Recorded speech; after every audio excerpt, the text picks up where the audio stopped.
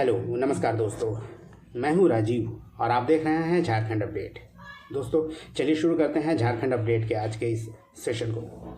और झारखंड अपडेट के आज के इस सेशन में हम लोग झारखंड करंट अफेयर्स को देखने वाले हैं। झारखंड करंट अफेयर्स में हम लोग कुछ प्रश्नों को, जो इम्पॉर्टेंट प्रश्न है उसे व्याख्या के साथ देखेंगे, कुछ प्रश्नों को रिवाइज करेंगे हर दिन की तरह, और एक अभ्यास प्रश्न भी सेशन के अंत में है जिसका जवाब आप चाहे तो कमेंट में कर सकते हैं। और नेक्स्ट सेशन में इसका जवाब और डिस्क्रिप्शन व्याख्या नेक्स्ट वीडियो में आपको देखने को मिल जाएगा।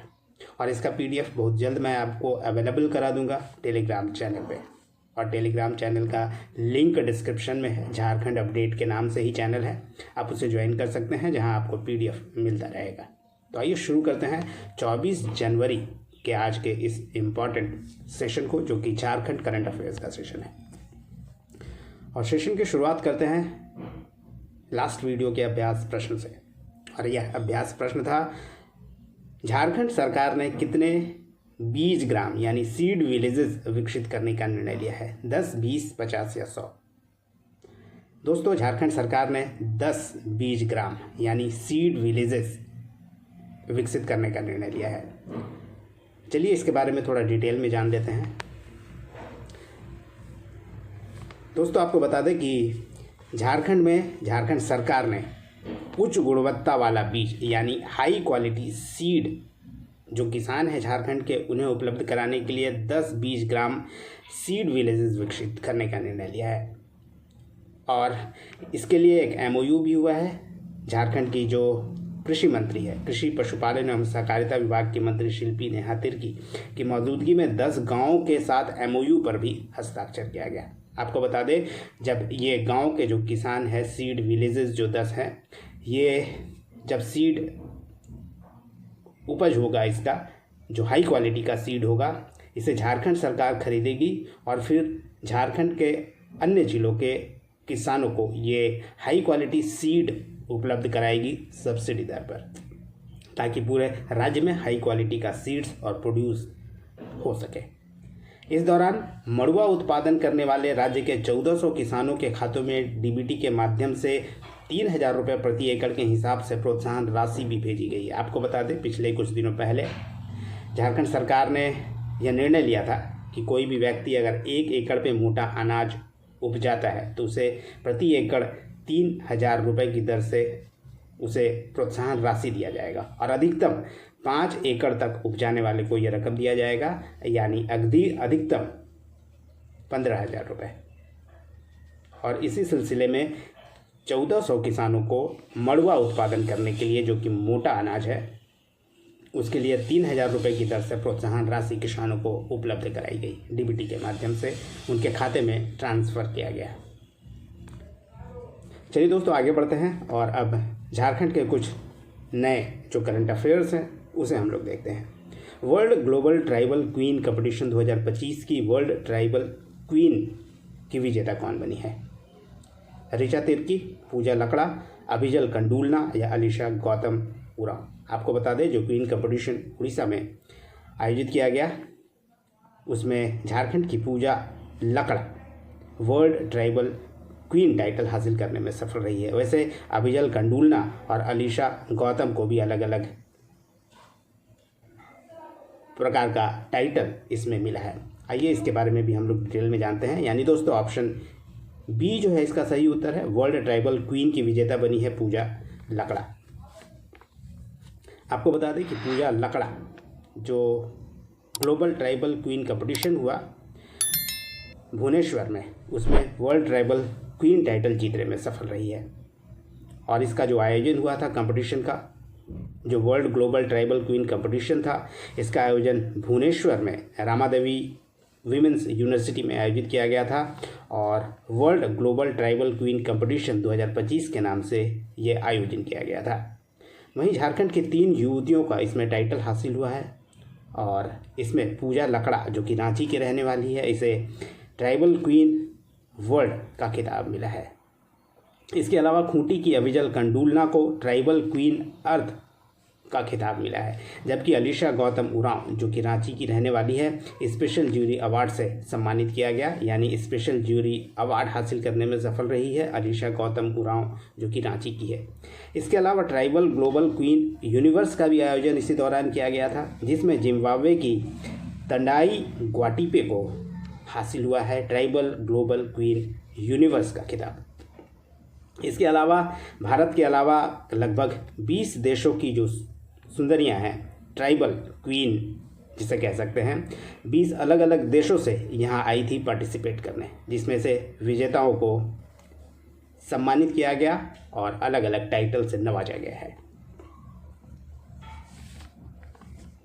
प्रश्न नंबर 2 है, झारखंड के कितने जिलों को रेल लाइन से जोड़ने के लिए सर्वे का कार्य पूरा हो गया है?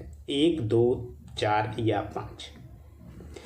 दोस्तों, झारखंड में जो ज़िले अब तक रेल लाइन से नहीं जुड़े थे, आज़ादी के लगभग 75 वर्ष बाद भी उसे जोड़ने का प्रयास किया जा रहा है। इसके तहत झारखंड के 4 जो ज़िले हैं अब रेल लाइन से बहुत जल्द जुड़ जाएंगे। आइए इसके बारे में जानते हैं। यानी प्रश्न के हिसाब से दोस्तों बात करें तो ऑप्शन सी इसका सही उत्तर है।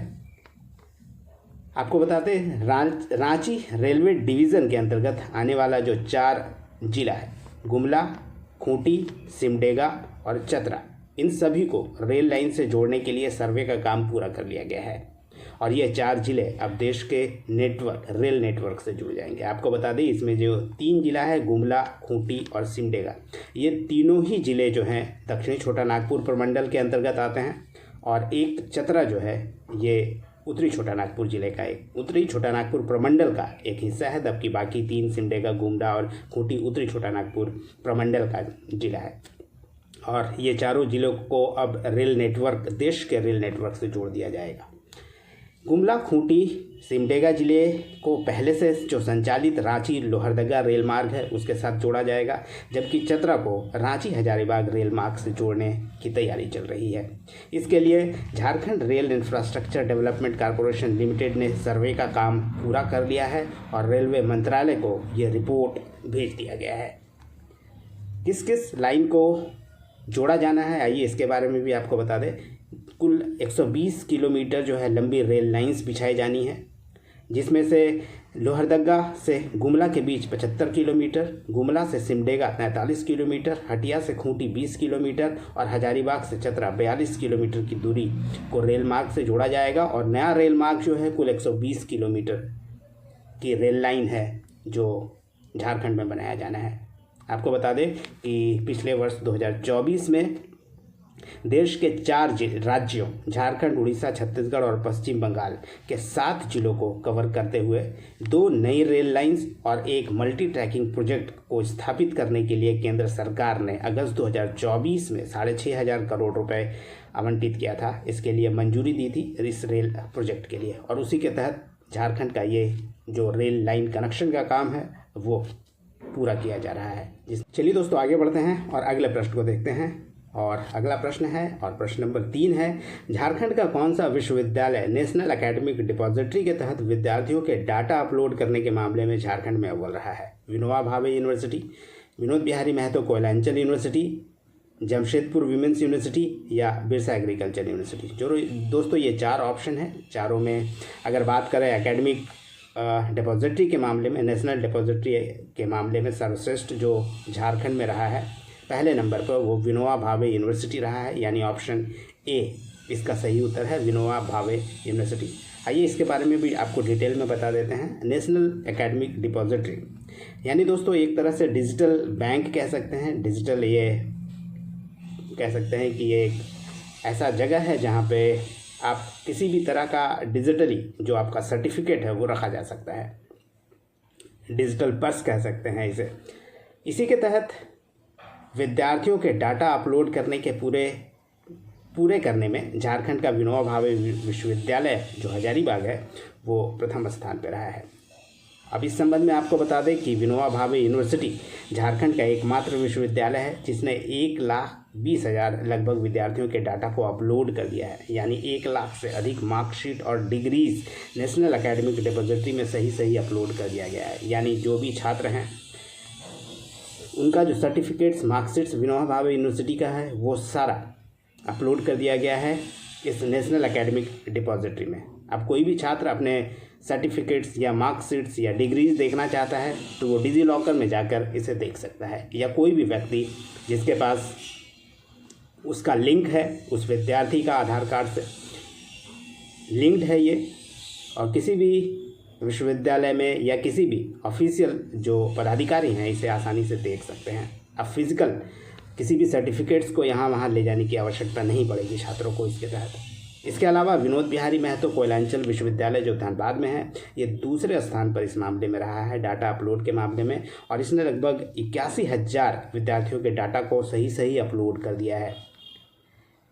और ये जो कार्य किया जा रहा है ये नई शिक्षा नीति 2020 को धरातल पर लाने के उद्देश्य से किया जा रहा है। और कोई भी विद्यार्थी अपना मार्कशीट डिग्रीज देखना चाहता है या डाउनलोड करना चाहता है तो डायरेक्ट वो डिजी लॉकर में जाके जो आधार से लिंक्ड है आसानी से डाउनलोड कर सकता है। दोस्तों, हम लोगों ने 2 यूनिवर्सिटी के बारे में अभी देखा है, विनोबा भावे यूनिवर्सिटी और विनोद बिहारी महतो यूनिवर्सिटी। आपको बता दें दोनों के कुलपति वर्तमान में क्रमशः अगर हम बात करें तो प्रोफेसर पवन कुमार पोद्दार और राम कुमार सिंह है, डॉक्टर राम कुमार सिंह। विनोबा भावे यूनिवर्सिटी के डॉक्टर पवन कुमार पोद्दार वीसी हैं, जबकि विनोद बिहारी महतो कोयलांचल यूनिवर्सिटी के वीसी डॉक्टर राम कुमार सिंह हैं। नेक्स्ट प्रश्न है, झारखंड सरकार ने स्वास्थ्य बीमा योजना के लिए किस इंश्योरेंस कंपनी के साथ एग्रीमेंट किया है? ICICI लोम्बार्ड, NICL यानी national insurance company limited, LIC life insurance corporation, या टाटा AIG?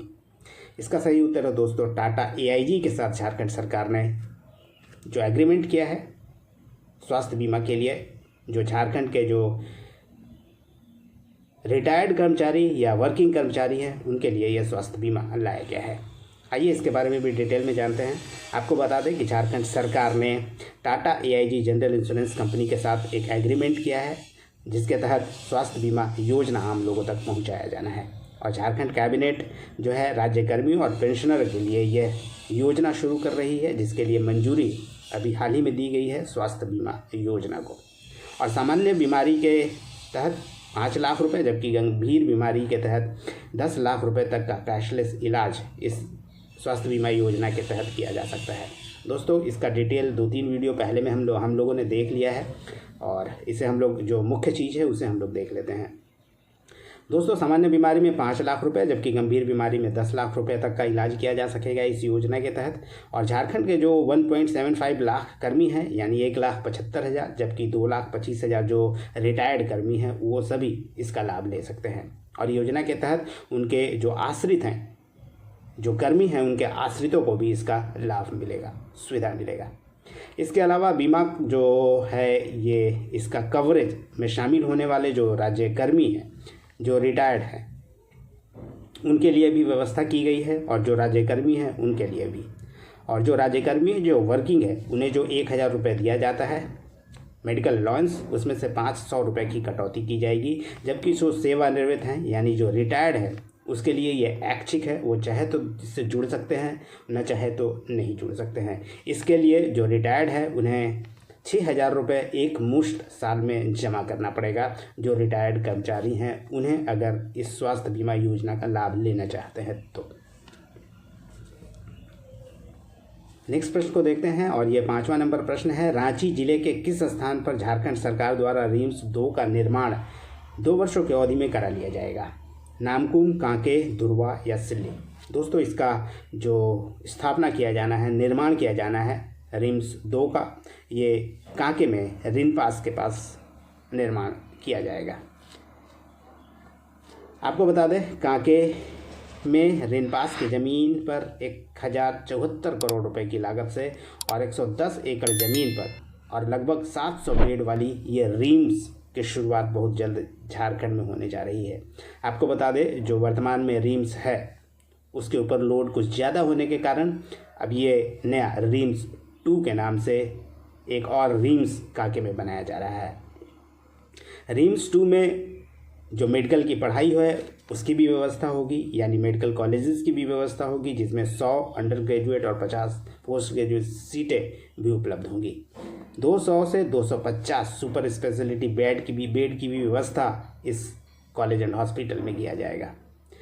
चूँकि बात स्वास्थ्य विभाग से है, तो स्वास्थ्य विभाग के जो नए मंत्री हैं, नए मंत्रिमंडल में इरफान अंसारी है, वर्तमान में डॉक्टर इरफान अंसारी।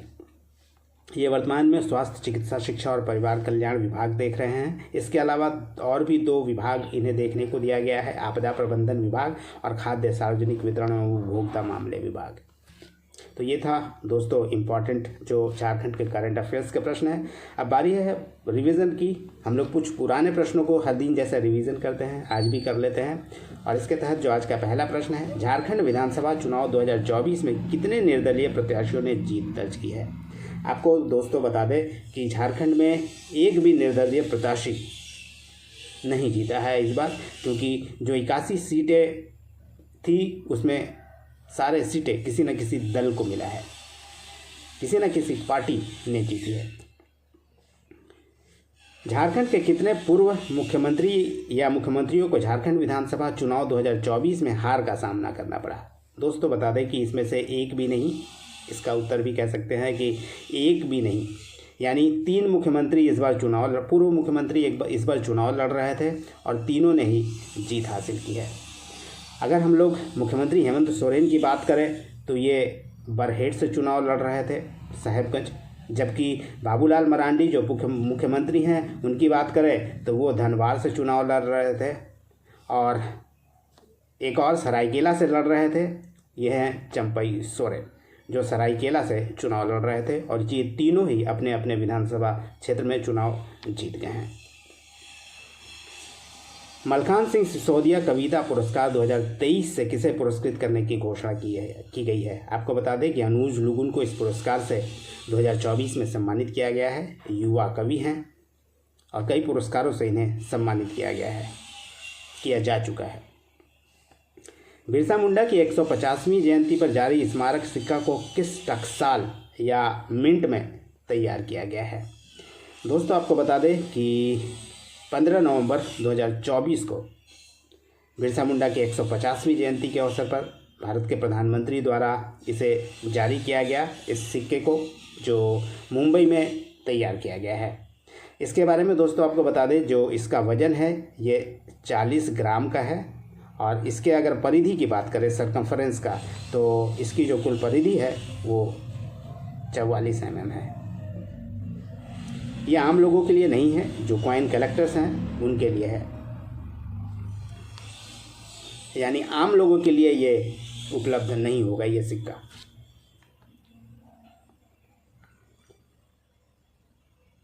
नेक्स्ट है दोस्तों जो रिवीजन वाला प्रश्न है वो है, झारखंड के राय महिमापत रे को किस बैंक में प्रतिनियुक्ति दी गई है?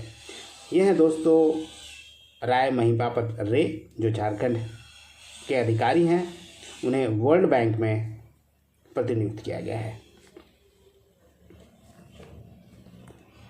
नेक्स्ट प्रश्न है, जसिंता किरकेट्टा ने यूएसए की room to read young author award 2024 लेने से क्यों इनकार कर दिया? आपको बता दें कि फ़िलिस्तीनियों के साथ एकजुटता दिखाने की वजह से जसिंता किरकेट्टा ने यह अवार्ड लेने से इनकार कर दिया। आपको बता दें कि फ़िलिस्तीनियों ने फ़िलिस्तीन में जो बच्चों के साथ स्थिति हुई है युद्ध के दौरान, इजराइल फ़िलिस्तीन युद्ध के दौरान, उसे लेकर अपनी एकजुटता फ़िलिस्तीनियों के बच्चों और फ़िलिस्तीन के साथ दिखाते हुए जसिंता किरकेट्टा ने यह अवार्ड लेने से इनकार कर दिया।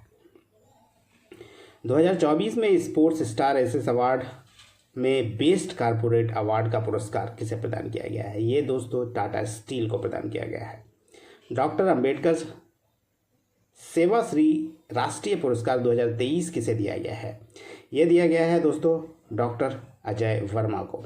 ये जो डाउन ट्रोडन लोग हैं, जो अनुसूचित जाति या जनजाति के जो पिछड़े लोग हैं, काफ़ी गरीब माने जाते हैं, उनके लिए कार्य करते हैं, जिसके लिए डॉक्टर अजय वर्मा को यह सम्मान से सम्मानित किया गया है। नेक्स्ट प्रश्न है, डॉक्टर आशा रानी को किस विषय के क्षेत्र में उनके सार्थक प्रयासों के लिए राष्ट्रीय शिक्षक पुरस्कार 2024 के लिए चयनित किया गया है? ये संस्कृत के लिए उन्हें सम्मानित किया गया। आपको बता दें कि डॉक्टर आशा रानी को शिक्षक दिवस के अवसर पर 5 सितंबर को उन्हें सम्मानित किया गया। सदनू भगत क्या थे जिनका नवंबर 2024 में निधन हो गया? दोस्तों, आपको बता दें कि झारखंड के पूर्व मंत्री थे और पहले मंत्रिमंडल में भी ये शामिल थे, यानी बाबूलाल मरांडी के जो मंत्रिमंडल था बाबूलाल मरांडी का, उसमें ये सम्मिलित थे और उस समय भवन निर्माण और परिवहन विभाग के मंत्री थे सदनू भगत, जिनका निधन हो गया है।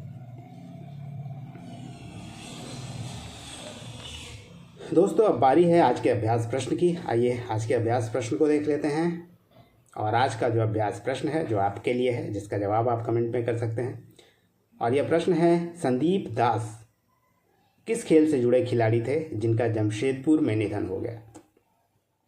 Option A football, option B cricket, option C hockey या ऑप्शन डी बैडमिंटन। तो दोस्तों, ये था आज का सेशन और आज का अभ्यास प्रश्न भी था ये, जिसका जवाब आप कमेंट में कर सकते हैं। उम्मीद करता हूँ पसंद आया होगा। धन्यवाद। जुड़े रहिए, देखते रहिए झारखंड अपडेट। फिर मिलेंगे नेक्स्ट सेशन में। तब तक देखते रहिए और जुड़े रहिए झारखंड अपडेट के साथ। धन्यवाद दोस्तों।